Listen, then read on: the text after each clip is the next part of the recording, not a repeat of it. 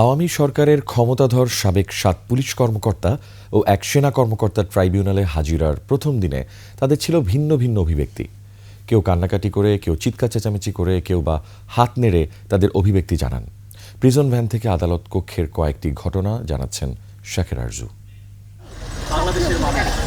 Prison ভ্যানে করে July August গণহত্যার বিচারের ট্রাইব্যুনালে হাজির করা হয় সরকারের এক সময়ের দাপুটে ৭ পুলিশ কর্মকর্তা ও এনটিএমসির সাবেক মহাপরিচালককে।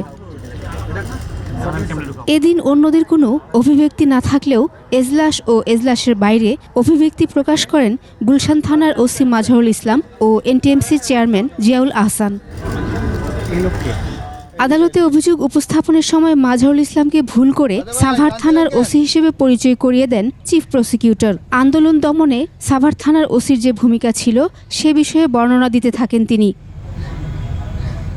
সে সময় এজলাসে কান্নায় ভেঙে পড়েন গুলশান থানার সাবেক ওসি মাজহারুল ইসলাম। তিনি বলেন, তিনি কখনো সাভার এলাকায় দায়িত্বে ছিলেন না। বৈষম্য বিরোধী ছাত্র আন্দোলনে তিনি শিক্ষার্থীদের পক্ষে ছিলেন।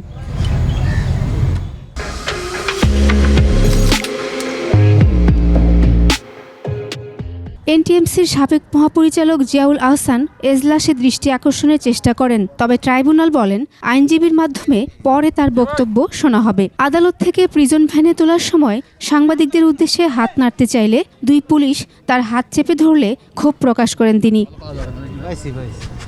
প্রিজন ভ্যানের ভেতর থেকে সাংবাদিকদের উদ্দেশ্যে বলেন, আয়নাঘর নামে কোনো ঘরে তিনি চাকরি করেননি। বুধবার ট্রাইব্যুনালে আসামিরা আত্মীয় স্বজন ও আইনজীবীদের সাথে দেখা করার সুযোগ পান। শাকের আরজু, একুশে টেলিভিশন, ঢাকা।